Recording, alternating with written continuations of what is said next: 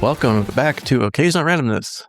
I'm your host, Eric Scott, and joining me, as always, is my fellow co-host, somebody who's probably sad this is all over, Jason Johnson. June 16th, 2021.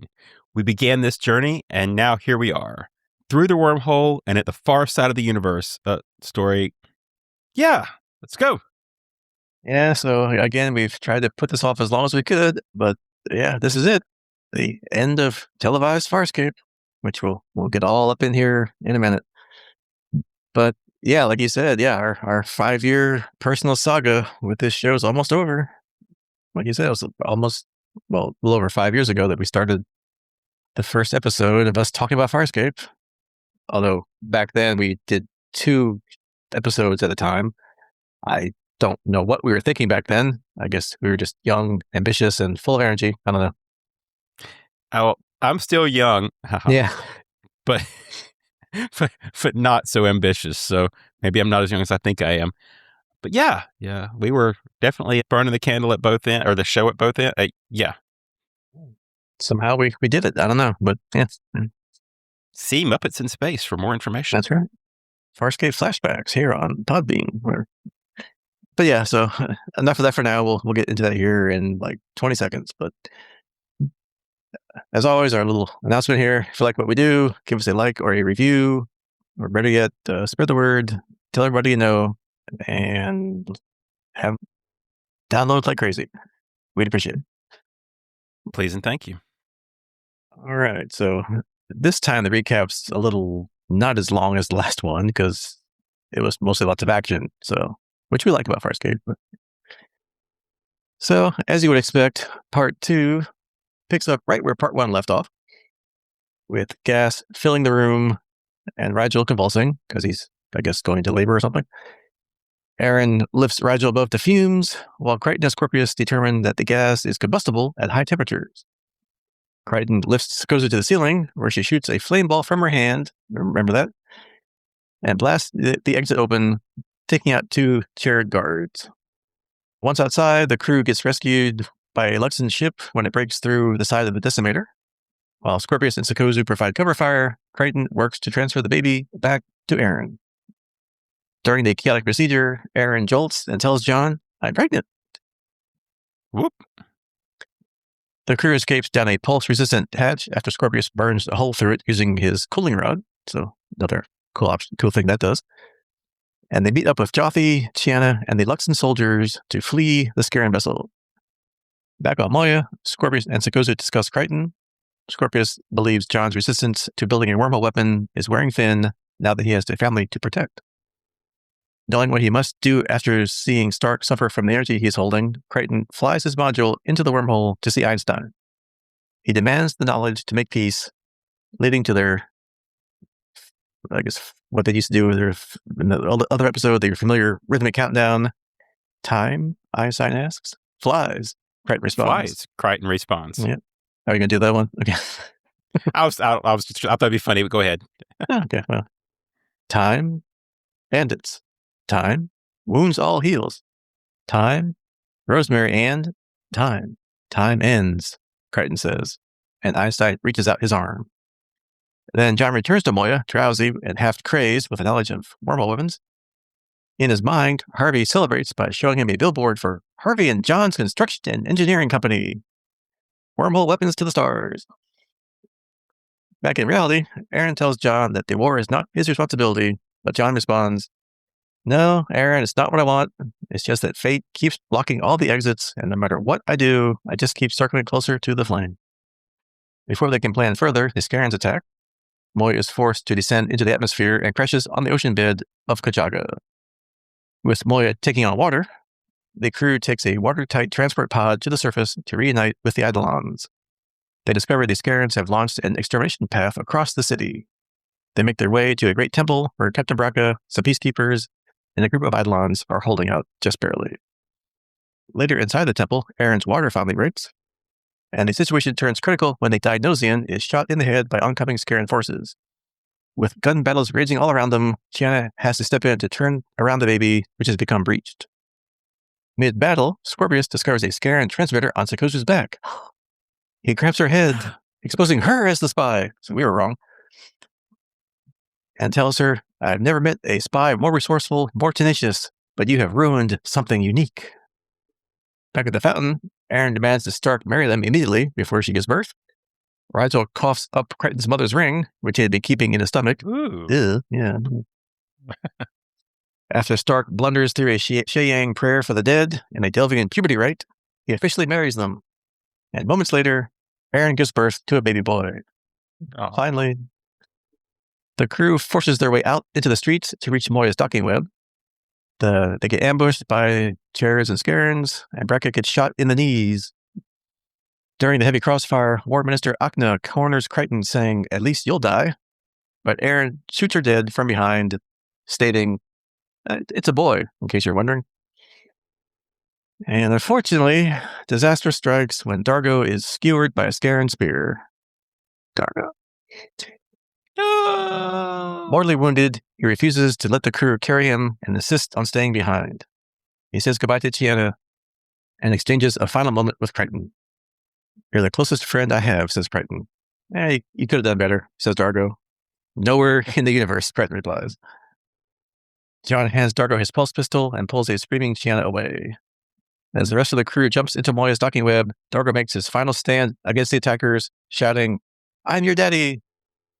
Moya escapes the atmosphere, but is too damaged to run. So, realizing he has no other choice, Crichton enters a massive wormhole device built into the specifications by the DRDs. Before activating it, he forces Scorpius to beg, pretty pleased with the cherry on top, to see it. Crichton fires the weapon, and a growing black hole begins consuming the fleet and ripping the planet apart. As Emperor Stalik and Commandant Greza realize their ships are trapped, Crichton delivers his ultimatum. Wormholes only make total annihilation, and people make peace. With total destruction imminent, Greza agrees to peace talks, and Stalik follows suit at the last second. Crichton stops the machine, and Einstein appears, removing all wormhole knowledge from his mind and leaving him in a coma. With the knowledge gone, Harvey passes away peacefully in Crichton's subconscious. Stalik and Greza sign the peace treaty in the presence of the Eidolons. Stark visits a comatose Crichton, removes his mask to reveal that his light is gone, and leaves it behind, noting he has found internal peace at last. Chiana passes Dargo's quantum blade onto Jothi. Crichton finally wakes up, and in the final scene, he and Aeryn stand there with their baby by a window, looking out at the stars. They name the child Dargo Soon Crichton to signify courage and strength. Crichton lifts his son towards the starscape and says, "This is your playground." The end. All right, so just like last time, as you would expect, there's lots of trivia about this episode. Just a little bit. And they packed in as many callbacks as they possibly could to prior episodes, as we'll see here as we go through this. So probably the best line of the show, Dargo's "I'm your daddy," is a callback to Season 3, Episode 7, Thanks for Sharing. Crichton pointing out the bright star in the middle of the sky as belonging to Aeryn is a reference to Season 3, Episode 8, Green-Eyed Monster. Dargo saying "we all die" is a reference to Season 3, Episode 2, Sons and Lovers. Harvey saying "yeehaw" on his deathbed is a callback to Season 2, Episode 22, Die Me Dichotomy. Though in this context, he's quoting Slim Pickens' battle cry from the end of Dr. Strangelove. While also that last scene, Harvey plays homage to 2001: A Space Odyssey. The wormhole weapon being combined with a black hole weapon is a continuation of the black hole weapon technology from Season 1, Episode 5, Back and Back and Back to the Future. Rigel being stuck in a bag is a callback to Season 1, Episode 4, Thrown for a Loss. Virginia Hay was asked to make an appearance as Zan for this movie, but turned it down. Oh. Yeah. Huh. As we said before, the amount of time this movie goes on for is almost equivalent to 4.5 episodes. And if you count the bonus scenes that only are available in the UK, which I have to find that somewhere, then it's equal to 5 episodes. So 5 out of 22. They crammed everything in. Chiana was supposed to stay blind for 4 episodes, not for 4 minutes. Again, accelerated timeline here. Rigel saying to Aeryn, "Some mother you're going to make," is a callback to how Aeryn treated him when he tried to help her in Season 3, Episode 17, The Choice. The area of Moya that Aeryn and John take their son to is a terrace that was last seen in Season 1, Episode 11, Till the Blood Runs Clear. Wow, way back. Yeah. Although the Peacekeeper Wars brought an end to Farscape as a TV series, as I said before, it was not the end of the saga. The writers had later contributed to a series of Farscape comic books set after the miniseries and are considered canon. And finally, Part 2 originally aired on the Sci-Fi Channel the same night that Battlestar Galactica debuted as a weekly series. That's amazing, because I actually remember watching Battlestar Galactica. So right before it, you missed the lead-in that was the end of Peacekeeper Wars. Yeah, right? Because I did watch that the night it premiered. Yeah, I was riveted to that show. Yeah. So, yeah, I'll save my thoughts on the show here at the ending here. But what do you think about this final part? Did it live up to your expectations? And hey, what about that ending? I'm sure you were shocked by at least one thing, which we'll talk about in a minute. Yeah, shocked, saddened. But yeah, to state the obvious, it was a great episode, fitting ending, comics notwithstanding. Several items I saw coming. We've kind of been talking about this for quite a bit, but I really did expect our entire crew, at least, when I say that, I mean the original first group that John encountered, right, with the exception of Zan, to make it out alive. Honestly, if anybody in this group didn't make it out, I was kind of expecting it to be Stark. But we'll dive into that in a minute. What about you? Yeah, it was everything you wanted Farscape to be, and I'm glad they gave it the conclusion it deserved and not the canceled cliffhanger ending of season 4, which would have been a horrible way That's a good point. A horrible way to end the series, and that was it. Yeah, in the alternate reality where this didn't get made, that's atrocious. So yeah, and see Blake 7 for all you fans out there that want to have an ending that you hate completely. Way to sell me on that one. But yeah, I mean, it had everything that we come to expect from Farscape. Action, comedy, crew interactions, which are always fantastic. And I mean, I love that they wrapped up pretty much every plot line, although some better than others, which we'll get here in a minute. But yeah, I mean, it was a roller coaster. 4 hours of or 3 hours of Farscape for sure. So yeah, I mean, I guess rather than going through character moments, which, I guess we'll get into that as we go along with the larger story points. Most everybody was together for this one. It wasn't kind of like as fragmented as the last one, where, everybody kind of scattered around. So it kind of just had little clumps of the same people throughout the thing. So we'll just kind of maybe go through it. Yeah, wasn't a lot of A plot, B plot, C plot to this, was there? Yeah, and unfortunately, your favorite character of the whole show, Naranti, wasn't in it for maybe less than a minute, literally. So. Although, At least there's a reason why that I didn't know about until looking through the notes here, that apparently that was due to a severe allergic reaction to some newly formulated makeup that the miniseries used versus the TV show. So I guess she really couldn't film anything, so that they had to rework all her parts. Yeah, which, jokes aside, that's sad and kind of makes me feel bad for the actress, right? Because this is kind of the swan song and she couldn't participate. I mean, we benefited, but not for her. Because I guess she does get away because, they escape with the Eidolons, but they don't even see her really. So it's like, she doesn't even get any kind of a closure, ending scene, anything. So, she's there at Moya or with Jossie's ships or whatever somewhere and just, oh, well, bye. So maybe she stayed with the Eidolons. I mean, Yeah. Her and Jewel, no way. Yeah. Anyway. Yeah. So I guess, let's kind of jump through, the major sections here. So yeah, like I said, in the recap, the crew wastes almost no time at all getting out of their holding cell from last episode that was being flooded with some kind of gas. Apparently, of course, the gas is flammable, because why not? And fortunately, we have somebody in the room who can produce high temperatures, Sakozu, because we saw her do it one time in the end of last season. And yeah, I mean, she kind of goes out, later, but anyway, here she kind of, we get to see all her attributes at one time, her one last time. John tosses her up to the ceiling where she stands upside down because she can change her center of gravity. So, okay, remember that, cool. And then she shoots out a fireball in a room full of gas, but somehow doesn't blow up all the gas, like where everybody's at behind her, just the gas near the door, and they escape. Yeah, he does.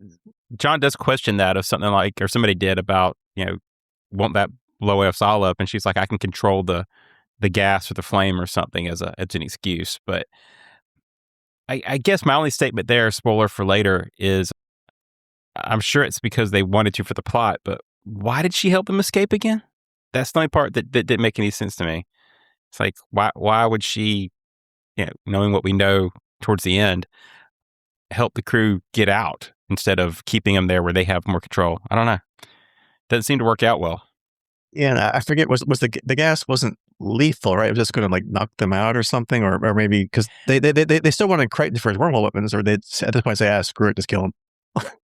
Yeah, they commented something in the last episode about it being a petrification. So I kind of pictured it as like freezing them in carbonite, I don't know. I don't know if that's accurate, but that's what my headcanon said. Yeah, so maybe we'll get more into that when we talk about Sikozu here in a minute. But it was. Yeah, it's a good question. Why would she help them get out? Unless that would have helped fulfill, what she was doing. But we'll talk about that in a minute. Yeah. And so as we knew from last time, Rajal goes into labor or just rejecting the baby, whatever. And they got to transfer the baby from her to Aeryn, of course, in the middle of a gunfight, because, hey, it's Farscape, why not? We have a foreshadowing of Aeryn giving birth later, kind of same thing in reverse. And they escape with the help of Jothi and his commandos and Dargo, who's alive, so it's kind of fun for them, like, Dargo, are you still here? And, nice combat scenes, which is always fun. Farscape does those pretty well for the budget they had. And this time they had more budget, so more better combat, I guess. And we finally get to see Luxon warriors in action besides Dargo, so that was nice. That was fun. Yeah, those guys are super tough. They really should have recruited some earlier in the series because, man, that'd have made the Moya crew stacked if they had 3 or 4 more Luxons to go with Dargo, right? Give him a little squad. Yeah, because apart from him and Jothi and maybe here and there some stuff, you've heard that they're great warriors, and that's why they're the first target for the Scarens or whatever. And it's like, they proved it. It just with the limited screen time they had, it's like, dang, if they had a bunch of them, they could have taken over everybody. And later, as we're wrapping things up, kind of, we get the little scene later of Dargo and Jothi, trying in their own way to make up for all the drama that Jothi and Chiana caused a few seasons ago. And, like everything else in this miniseries, I'm sure that would have taken a longer time in a 5th season. But, it's nice to see them, patch it, address things and patch it up, ready to make more father-son memories in the arms to come. And no, never mind. Dude, too soon. Yeah, it's been 20 years. Is it too soon? Well, you've known for me, it's been like 3 or 4 days. Yeah, because I knew when we would get to this point in the watching this show, I knew what you were in for. So I couldn't say anything because I didn't want to ruin you're like what. So, but we'll talk about that in a minute here also. Yep. And hey, like we said last time, which we figured last time, Grace is now in charge of the Peacekeeper Armada after killing off her husband, lover, whatever he was, Grand Chancellor, last episode. Braca, I guess, is still at Kajaga from last time, and are fighting Scarens that somehow got there, which I don't remember them being there, unless when he broke away to go there, they followed him or something. I don't know, but whatever, minor plot point, who cares? Action, gotta go. So Grace's Armada goes off to save him, and apparently the Scarens know, thanks to Akna's spy, which we still haven't at this point figured out, that the planet is home to the rest of the Eidolons that they didn't blow up last time. So, Scarent Emperor really wants them dead, so off they go to finish that job up, which, of course, sets things up. So now everybody's going there for the big final showdown, and the fun begins. Yeah. I kind of was thinking as we watched this, weren't we just here? It's almost like we could have just had everybody kind of sit around and wait for the rest of the battle to come to them. Different planet, same people. Yeah. Yeah, right. But the only person that's not there is Crichton, who's left Moya and gone back to the wormhole to see Einstein. And this time he demands he get the knowledge to create the wormhole weapons so he can make peace. And for some reason, Einstein agrees and gives it to him. So I'm kind of curious what you thought about that. Why do you think Einstein did it? Did he somehow sense what his race is or what the wormholes can do? Did he somehow see into all those future timelines and future realities to see that, yeah, that's a good idea and it worked? And so he's okay with it? Or would he maybe kind of stepped in somehow, like, Q or that Malice guy from seasons ago, if things didn't go the way he wanted? Or Maldus, Or was he just like, whatever, it's one reality of an infinite one. If it blows up, who cares? Yeah. Yeah, I'm going to go with this was his plan all along, right? He orchestrated everything to kind of get us to this one moment.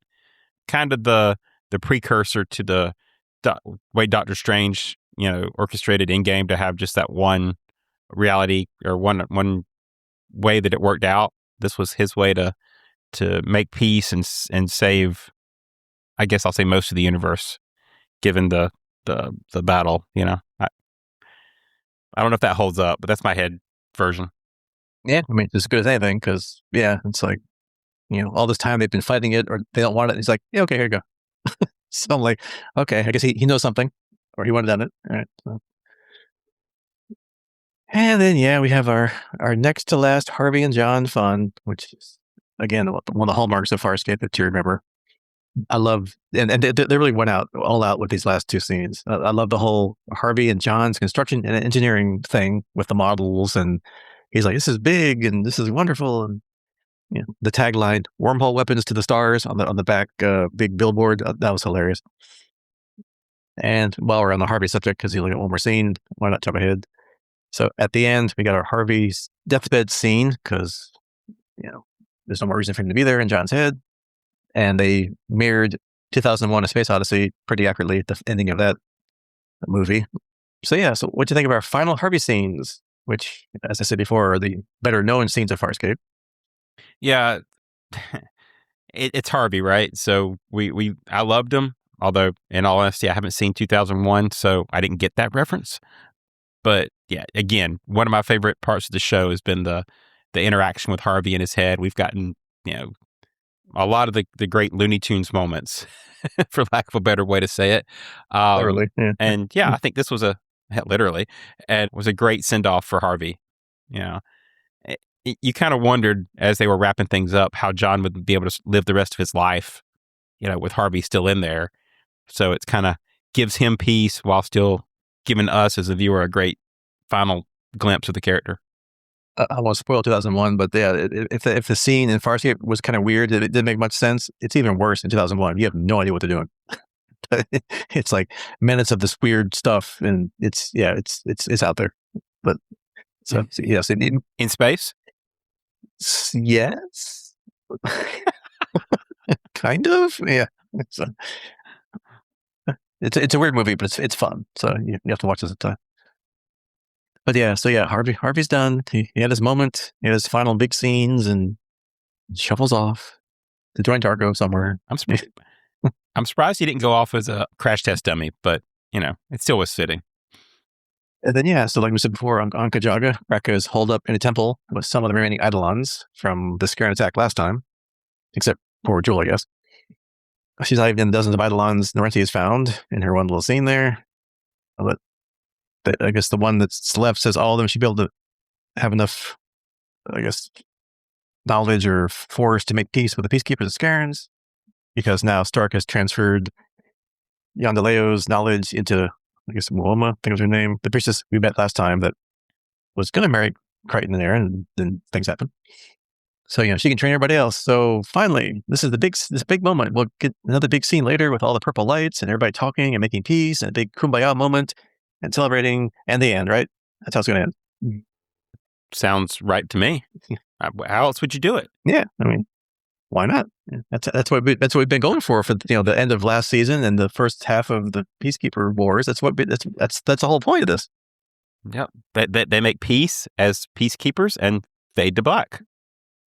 Yeah, and of course, during the battle at the temple, Aeryn's water breaks and she starts to labor. Unfortunately, the baby's breached. And just before the Dionysian, who's still around, can help, they get shot in the head and killed, of course. So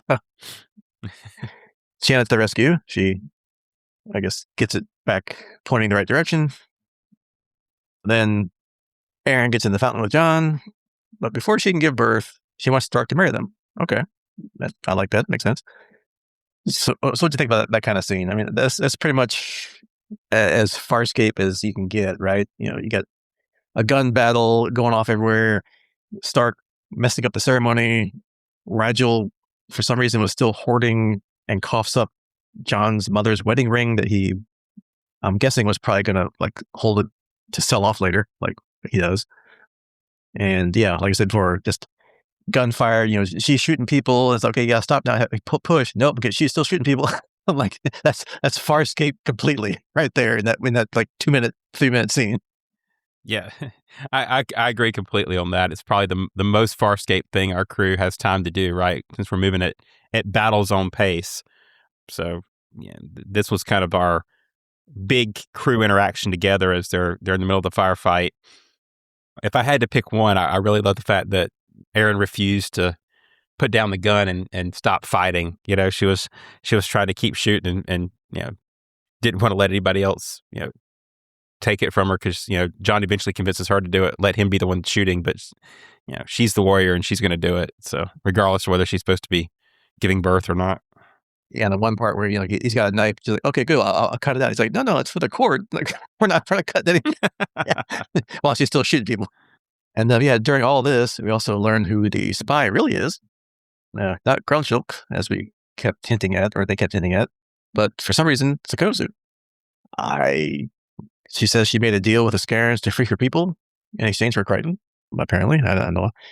And for some reason, Scorpius, of course, knew this for some amount of time and was just using her as long as it served his needs. Of course he did. That's total Scorpius. So, okay, that tracks. But yeah, later, as Grunchilk's kind of crawling around the ruins, or the soon-to-be ruins of the temple, he sees Sikozu all tied up or something before the whole temple gets destroyed. And then the planet blows up. So is she dead? I don't know. Which, if you read the comics afterwards, you'll find out. But what do you think about the reveal for Sikozu? Did it make any sense? Was it confusing? I mean, from what we learned at the end of the final episodes of last season, it was kind of a big letdown. I mean, she was just bioloid made for their resistance, for her people, that was going to help free them from the Scarens. And then this is what we get. I got to be honest. I kind of understand them making her the spy, but kind of the resolution was a little confusing. I think my question back would be, do you think it was always their intention for her to be the spy? Or was that like a rewrite to give a quick wrap up for her character arc in the Peacekeeper Wars setup? Like, would she have been revealed to be a spy in the entire season 5, or just here? Yeah, I would hope not, because that kind of just almost invalidates the entire last couple episodes of the season, where she has that weird eye thing and shows the other one of her race. I can't remember the name of the race, but oh, you're a bioloid. Okay, so am I. And we're spies for our resistance movement, and we're gonna free our people. And that only for that. And she's built to kill Scarens, right? That's her entire with the heat beam, the heat ray, whatever. So yeah, I mean, that just would have been even more of a letdown if that was what was going to happen in the real season, that they just junk all that and she's a spy. I mean, or she's like some kind of double agent spy, where she leads him along to maybe help get Crichton, but then that uses him to help free her people or something. Would have made more sense. But again, you only got 3 hours. You got to cram everything in there, so maybe they just junked that storyline and just went, oh yeah, she's a spy. Okay. Well, but given that makes the ending even more confusing to me, because, as you mentioned, Grunchik sees her tied up, I guess, as he's leaving. Was that just all Scorpius did, is tie her up, or was she on? Because I think he mentioned something about one last mission or something like that, or maybe that's what he told the people when they asked where she was. I don't remember, but it just seems to me like, I don't know. It doesn't seem like Scorpius to just tie her up and leave her. Like, what was the point? And did her and Grunchik just get destroyed on the planet when the black hole appears in a little bit? We'll get to that in a minute, but I don't know. I just kind of, that was the most confusing thing to me, was the way that her arc kind of wrapped up.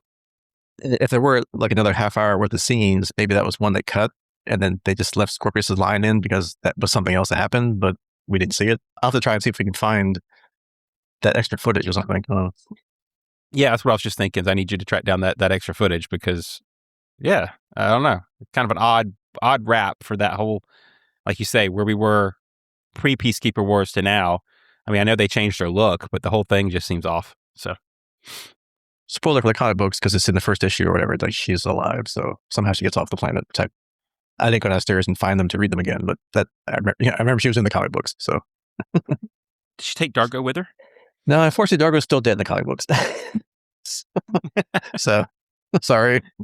Okay, so he's the Gwen Stacy. Well, not Gwen Stacy didn't even stay dead. I don't know. Well, for a while she did. Maybe if the show, if the books went on longer, they would have brought it back.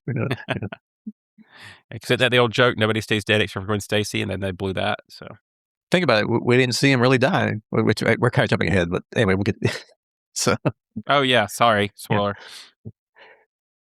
Yeah, so then we jump to Moya's finally, I guess, prepared herself enough to be ready to pick him up, so they make a break for it. Lots of fun running gun battles through what's left of Kajaga there, so that was kind of fun. Some good action scenes. And I guess during this little ambush here, Crichton gets caught by Akna, and just before she kills him, Aeryn shoots her in the back and dies.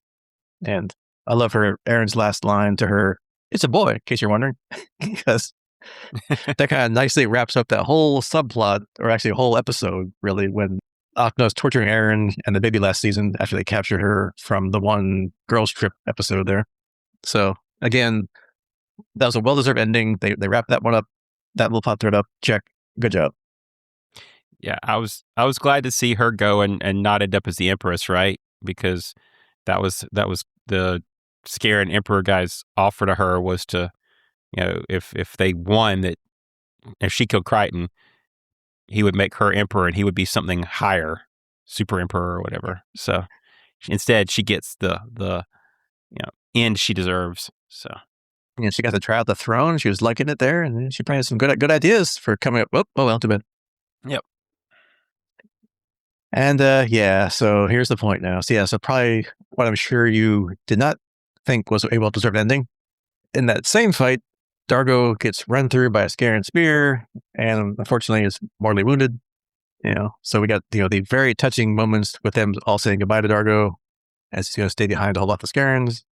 And yeah, like I said, the trivia, that final epic callback line, "I'm your daddy," perfect. And yeah, I mean, I know actors love a good death scene, right? I mean, that's what if they're given the opportunity, they would jump on it. And yeah, I mean, if this is the last time you're playing a character, because the show is canceled, this is a miniseries to wrap it all up. So why not go out in the blaze of glory? So all right, go ahead. I give you the floor. Tell us all what you thought about Dargo's death. Go.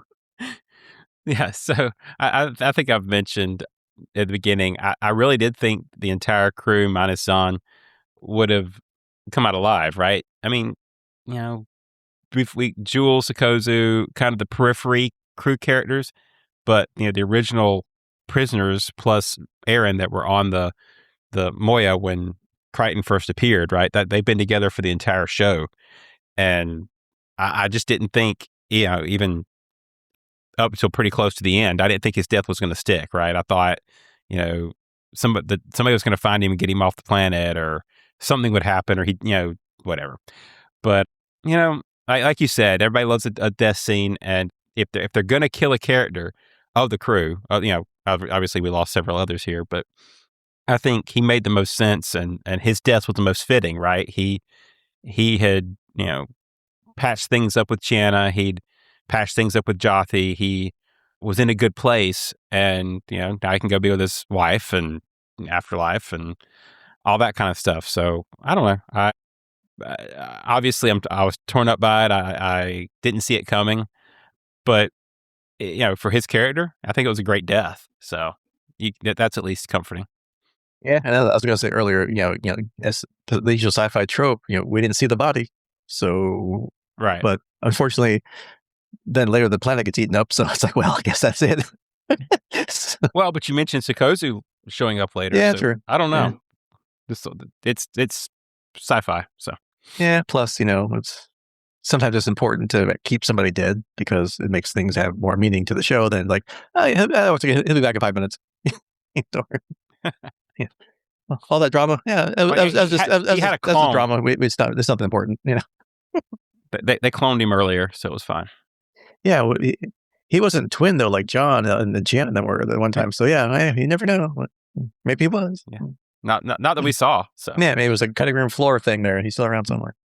No, unfortunately. So So I was waiting for you to like have some kind of reaction to that. Yeah, I was really good. I didn't text you right when I watched it because I would have sent you a couple of emojis. But anyway. Yeah. And then, so we get back on Moya. And with no other choice, that John says, he summons what Scorpius, Grayza, and Stalik have always dreamed about for these last 4 years. The wormhole weapon. We finally have it. And I love how he made Scorpion beg for it. Like, pretty please. With the cherry on top. All right, here you go. But what about all those Eidolons that were around that were supposed to make peace with them? Whatever. This is more dramatic. So, which again, this is how Farscape works. They would come to love. All of their plans fail, and it's desperation, Hail Mary time. And, I guess at least the Eidolons can help keep the peace after John gets rid of the weapon, right? I mean, they've got to have some function long term because creating black holes in the middle of planets is no way to rule a galaxy. I mean, who would build a weapons station that all it does is just destroy things to keep use fear to keep people in line?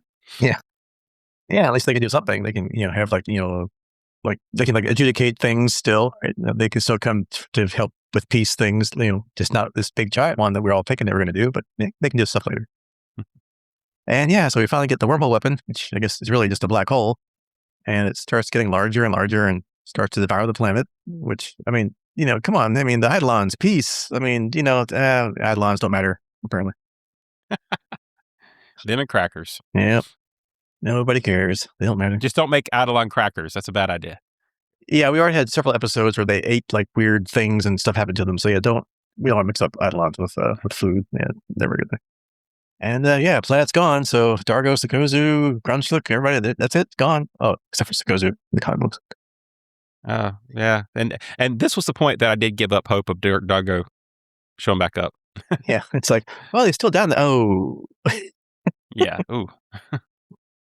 And so you got a giant black hole getting bigger and bigger in your view screen, and I love how the Peacekeepers and Scarens just kept firing at each other, and trying to move away from the wormhole as fast as they could, until of course they can't, and only then they start listening to Crichton, who's like, wormholes make annihilation, people make peace. Grayza immediately jumps to peace talks first. And of course, as you know, Stalik waits until almost the last second. You're like, okay, come on, dude, let's go. And then, of course, John makes the wormhole disappear. And then kind of Einstein, I guess it appears to John, probably not to everybody, but, just kind of see like a weird little thing of Einstein glowing in front of him, sticks his hand in John's head and rules all John's wormhole knowledge. So, yay, that's great. End of the show. Nope, John falls into a coma.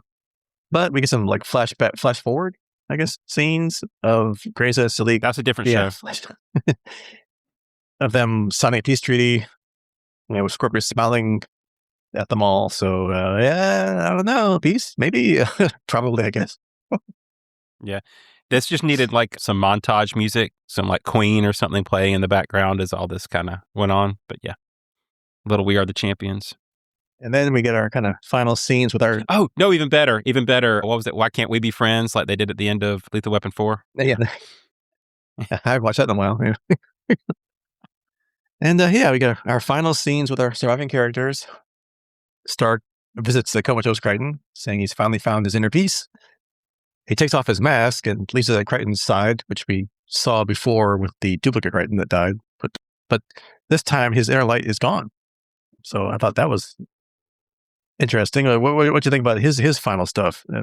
I like that he's seemingly been freed from his torturous gifts that he was tortured with, for the last, I don't know how long, at least 4 seasons that we've seen him, and now can have a normal life, quote unquote normal life now. I mean, I thought it was a very nice conclusion to his story. Yeah, I'm happy for Stark. Uh, Probably my when you have these endings like this where it's kind of like it's not a montage, but you know, series of here's where this character is and here's where this character is. As we're kind of like tying up all the loose ends, right? The epilogue type stuff. They're all going to be rushed more than sometimes we would like, and I kind of felt that way here. I want more info. What? Why is his head like that? Why is he? Is it the inner peace from absorbing the Eidolon? Is he lose all of his powers? Is he still like crazy, or is he kind of more stable like he was for a bit? I don't know. Yeah, that's probably my ongoing complaints. A little bit more would have been nice, but I know we're on a ticking clock here, right? Yeah, probably so. More minutes to go. Gotta wrap up half a dozen characters. Yeah. So, Yeah. Speaking of that, yeah. So we got the Tiana's last scene where she gives Dargo's Qualta blade to Joffrey and says it was passed on to him as it was passed on to Dargo. So ending there. Check. right, and just to continue my slight nitpicks at the endings here, I really wanted more Chiana ending. Right, she kind of acted as the courier to wrap up Dargo and Jothi's storyline, but I would have liked something for herself. Right, what does Chiana moving on look like? No Dargo. Does she? I don't know what happens next. That would have been my only nitpick here. Is she was such a main character to get nothing on her. It would have been nice to have something. Yeah, because she says she's still going to Hyneria, I guess, with Rigel to, I don't know, just hang out. I don't know. I mean, and Yeah.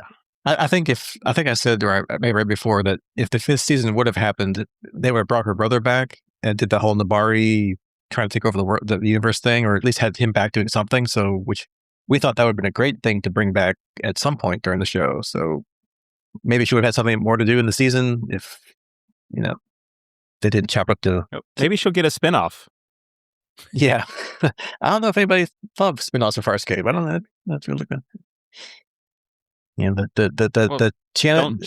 Don't John and Aeryn go join Stargate? Yeah, that's true. So Chana's got to go somewhere, right? Right. She wasn't on that show. Mm-hmm. So. And then, John finally wakes up from his coma when Aeryn. I thought it was kind of nice when Aeryn puts the sun next to him. That's kind of fun. And then their final scene where they go into a room with the window that we saw one time before, like this big panoramic window that looks at the galaxy ahead of them, and they give the baby his name, Dargo Soon Crichton, and the universe is his playground. So, did you figure out that they're going to name him after Dargo?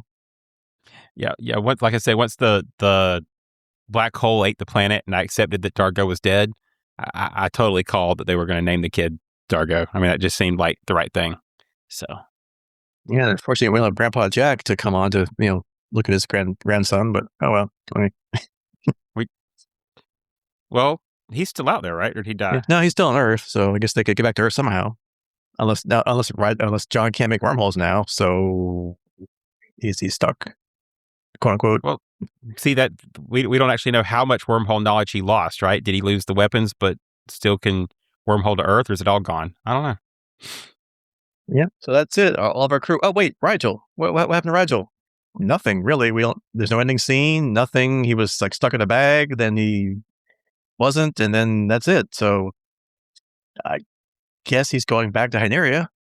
I always assumed he'd become Dominar again because his cousin hinted at that kind of last time that the Scarens are taking over. They need help, and he would probably finally come back to assume his throne again. To see, your show had a different. Must have been missing a scene that I had then, because I got to see Dargo. I got to see Rigel in the kitchen eating all the crackers. Yeah, so. but they don't matter. Oh, neither did the scene. That's why they cut it. Where he's trying to get Aaron's ring back to sell it. I don't know. And yeah, of course, there's no Narati scene, as we said before. So yeah, she's just done. So yeah, I mean that's it. Unfortunately, that's the end. Any final thoughts or things we didn't talk about? Lots of callbacks, lots of comedy, Harvey, lots of action. Everything a little about Farscape. So that's it. Did they wrap it up to your liking? Anything they wish they would have done better, Fargo, or anything?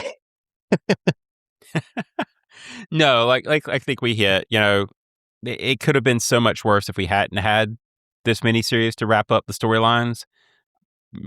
It had to have a little tragedy, a little leaf on the wind moment. So, we'll take that. But our crew gets their resolution and their family together, and yeah, I think it was a great ending to a great show. I'll probably have to dig up the comics at some point and see what they had. Although I don't know how if they ended the comic series or if it just kind of fizzled out, because that'd make me sad if I got a good ending and then ruined it by reading something that didn't. But yeah, we've obviously loved this show, and I'm sad to see it end, but it's been a fun ride. Yeah, I'm definitely glad that they wrapped it up and got conclusions, to all the characters that we came to know and love for four seasons of a groundbreaking show for its time, because it was just nothing like any other sci-fi show up to that point.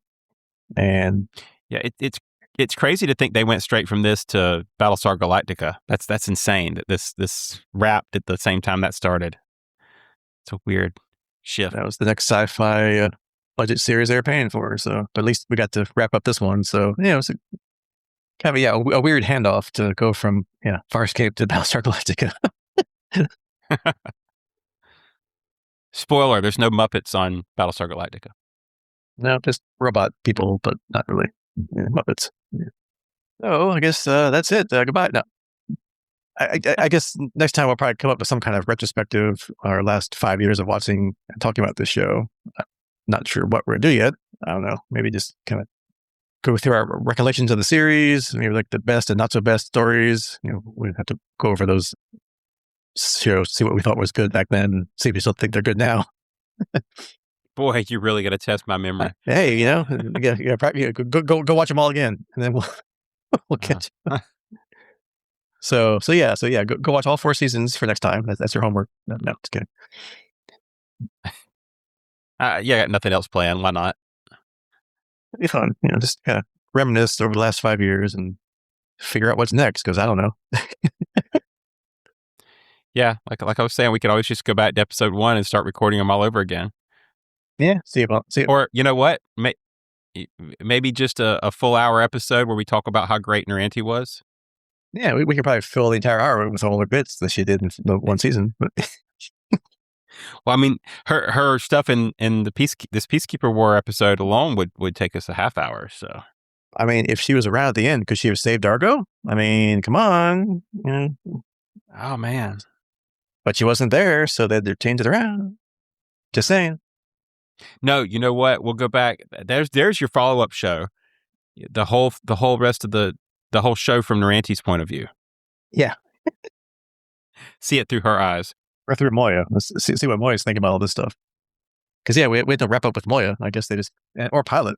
Pilot wasn't really in this that much, except for when he built, he and John talked about building the wormhole machine. But other than that, we didn't see Pilot wrap up scene.